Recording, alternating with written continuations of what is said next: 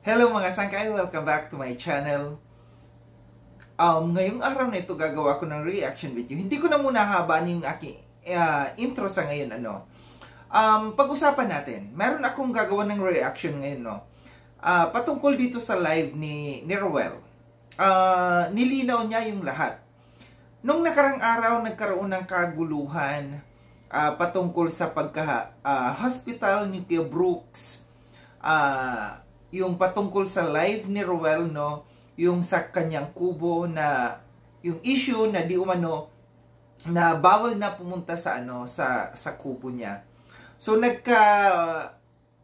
rugtong ito, nagkatugma-tugma, nagkadugtong-dugtong itong pangyayaring ito sa pagka-hospital ni Kuya Brooks sa kanyang pagka-high blood dahil sa live ni Ruel. Si Kuya Brooks nag-live. So, nagkalabo-labo dito.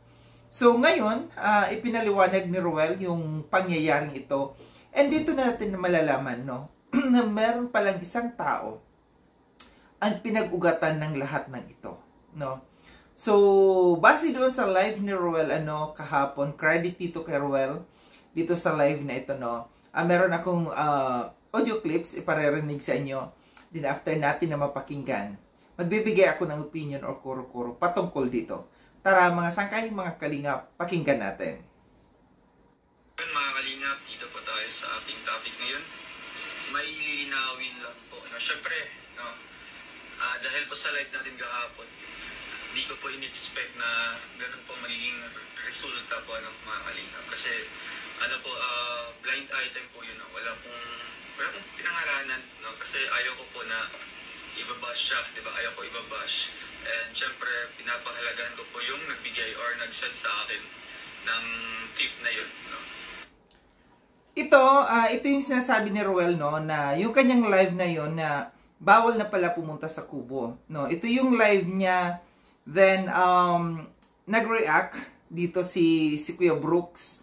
Then, sa live niya, nandoon si Kuya Brooks sa kanyang live na yun. Then, nag-live si Kuya Brooks patungkol dito na pagkakaalam ni Kuya Brooks, siya yung pinaparinggan ni Ruel doon sa kanyang live na yon. So sabi ni Ruel na blind item niya yon kasi ayaw niya pangalanan kung sino yung tao na yon. Kasi hindi naman natin masasabing peke yun kasi mismong siya naman talaga yung salita. Noon kasi nga nag-live nga ako kahapon, akala nilang bawal na pong pumasok sa kubo. Ayun, nung nalaman ko po mga kalingap, kaya nag-inform po ako sa aking live, kasi may mga balat pumunta, dahil doon siguro, pag malaman nila yung nag-circulate na video clip na yun, baka isipin nila, ano ba itong pamilya ni Ruel, di ba? Hindi na pala welcome yung mga pumupunta dito. Paparinig ko po sa inyo. So dito si Ruel, meron siyang hawak pala.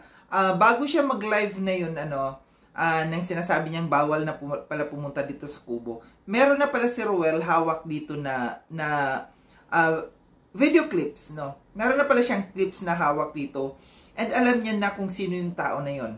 Kaya hindi niya pinangalanan kasi ayaw niya na mapahiya. Ayaw niya na putaktiin ng mga reactors yung tao na yun na nagsalita.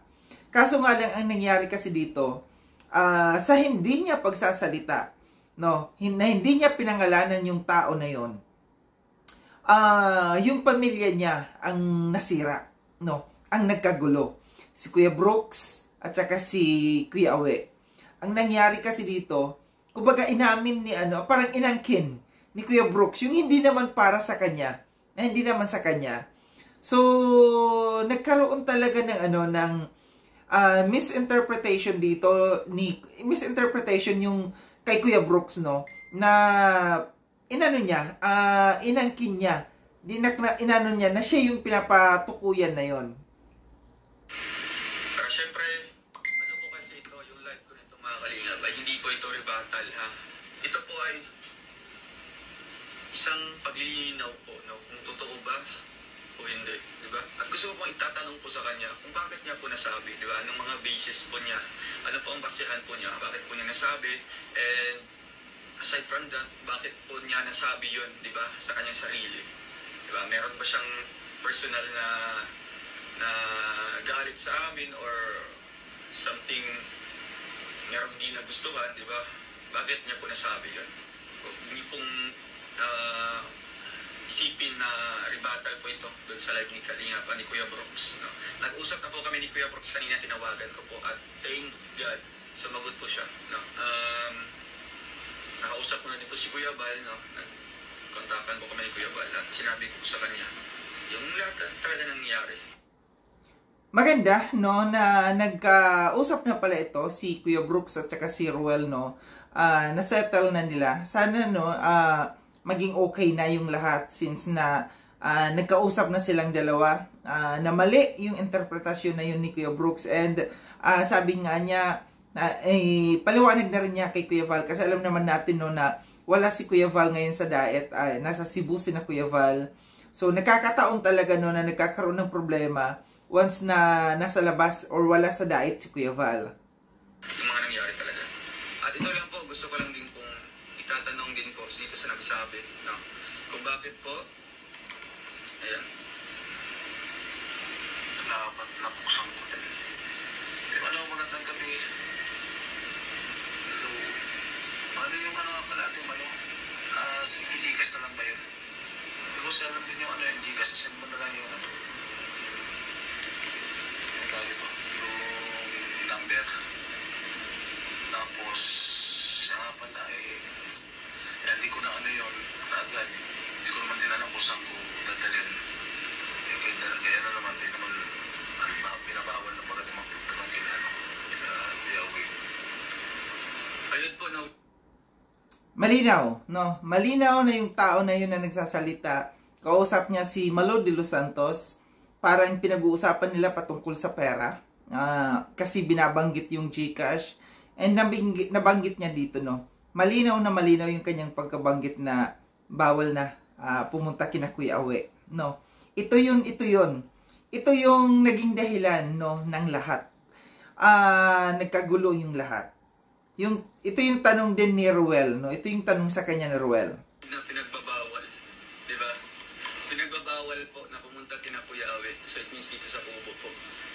Matanong lang po, bakit po bawal? May sinabi ba si Papa, may sinabi ba si Mama? Di ba? May nagbabawal ba na pumunta po? Di ba? Tanong lang naman po, no? Ayan. Tanong lang naman po. Tapos sakto naman si Parin Brooks. Dumating yung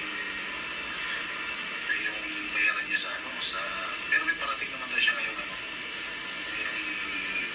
may parating naman siya ngayon pera. Dahil sa sponsor yan. Yung magbabayan ng yung pintuan. So, bali, nakakabibigay. Pero isin mo na kayong Gcash kung na lang natin isend para din na kami pupunta. Kasi di ba nung nakaraan, ginawa lang kami hindi pala kami invite doon.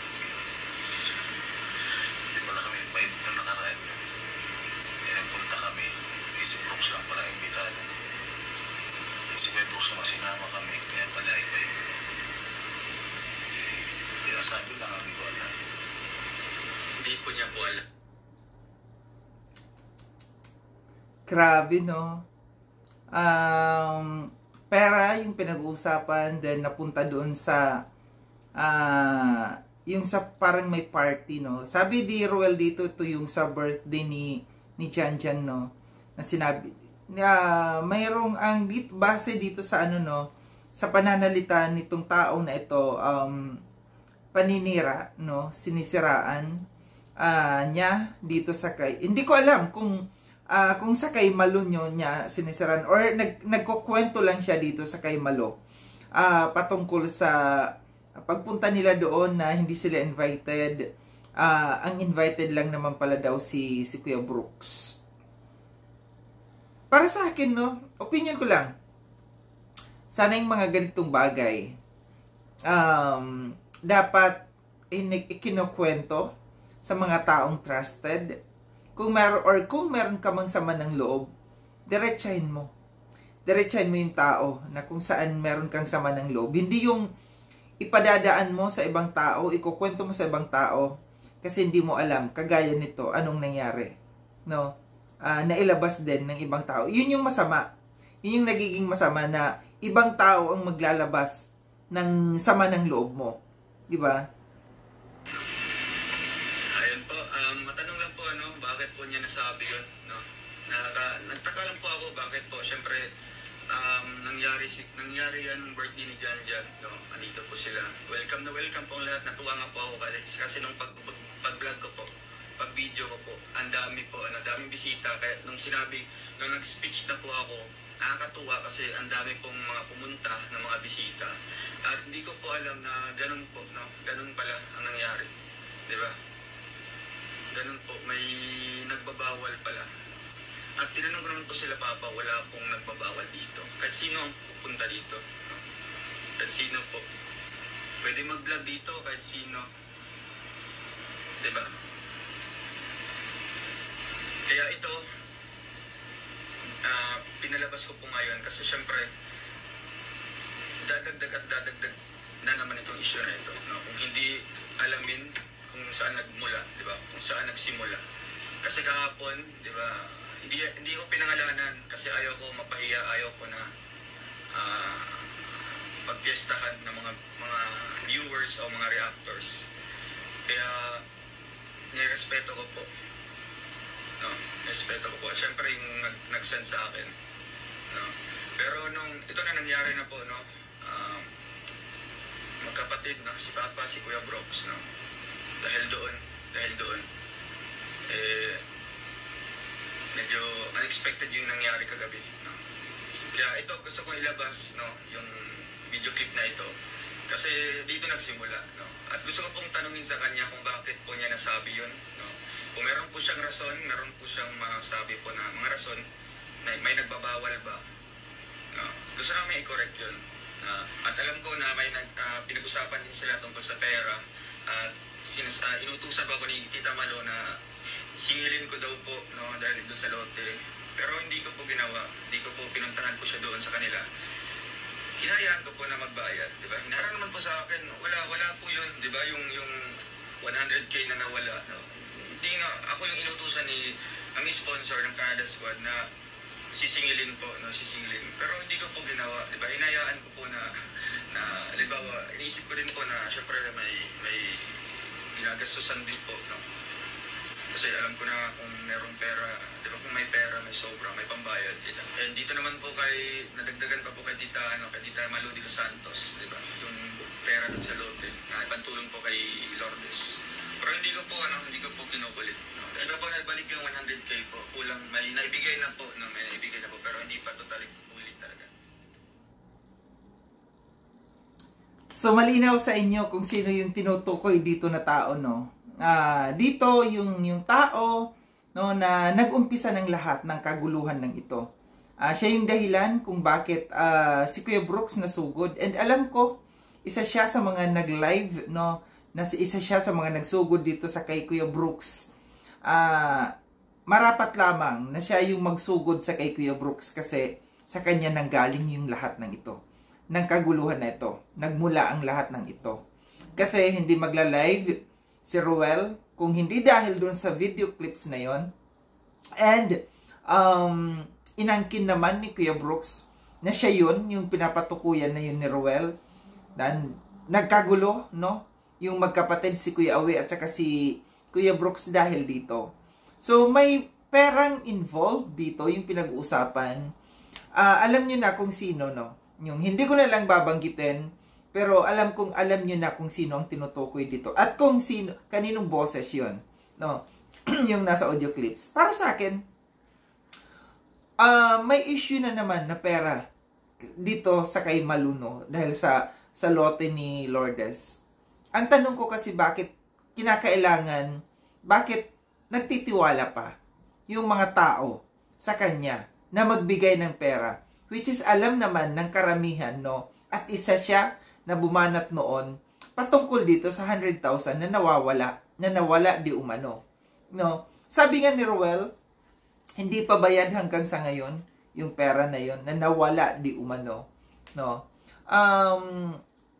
Ito na naman, meron na naman palang issue na pera patungkol sa lupa ni Lourdes, no.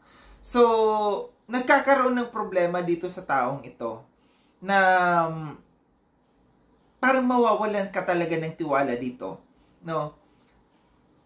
Nag-create ng gulo, gumawa ng issue patungkol dito, and hindi niya alam kung ano yung impact, no, sa mga tao na involved doon sa sa kanyang kinukwento sa kay Malu. Na hindi niya alam na dahil doon magkakasira yung magkakapamilya, no. Magkakasira yung magkakapamilya sina Kuya Awe at saka si Kuya Brooks. And yung napakalaking ano doon, yung health ng tao ni Kuya Brooks, no. And isa para sa akin din, no. Ito gusto ko lamang maging fair din, no. Dapat si Kuya Brooks dito ito kasi napansin ko kay Kuya Brooks, no, na hindi niya muna inaalam kung ano yung tunay na kwento ng mga pangyayari. Kasi base nangyari na rin sa akin yun eh. May nagsumbong sa kanya, tapos magkukonclude siya kaagad without any further investigation na hindi niya pinanood yung video.